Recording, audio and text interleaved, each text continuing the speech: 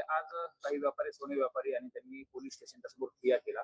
तर एका व्यापाऱ्याच्या संदर्भामध्ये धमकी देऊन त्याच्या प्लॉटवरती ताबा घेतला आणि धमकी दिली, जीवे मारण्याची धमकी दिली. त्याच्या निषेधार्थ आज व्यापारी रस्त्यावरती उतरले होते आणि विशेष पोलीस स्टेशनच्या समोर त्यांनी ठिय्या केलेला होता. म्हणजे हिंमत वाढली, सामान्य माणसाची हिंमत वाढली, गरीब माणसाची.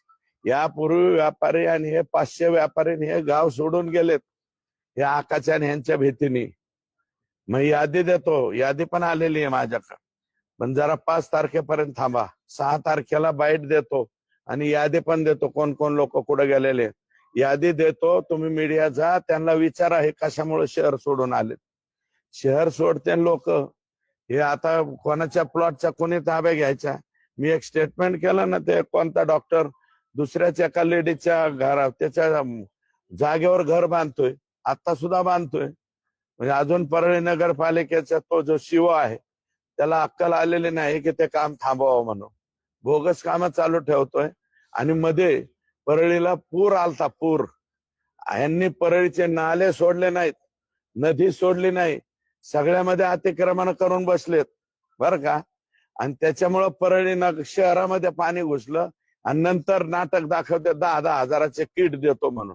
अरे तुमचे 10-10 हजाराचे किट कशाला लोकांना नुकसान भरपायचे. पहिलं परळी शहराचे नाले तुंबवले, नदी तुंबवली, त्या राखेमुळं लोकांचं वाटोळं झालं. आणि काही काही राख सम्राट आहेत ना, यांचे घर आपल्या राज्यपाल महोदयाचा बंगला आहे ना त्याच्यापेक्षा सुद्धा मोठे. जरा जाऊन बघा तिथले काही राख्या. आणि माझं मत आहे इन्कम टॅक्स वाल्यांनी जरा परळीकडे लक्ष द्यावं. हे बाकीचे म्हणजे मोठाले आका बेका हे तर झालं यांचा कार्यक्रम आता, पण बाकीचे आकाच्या खालचे जे छोटे आका, त्याच्यापेक्षा छोटा आका, पिल्लू आका, टिल्लू आका, सुल्लू आका, हे जे आहेत हे जरा शोधा म्हणा.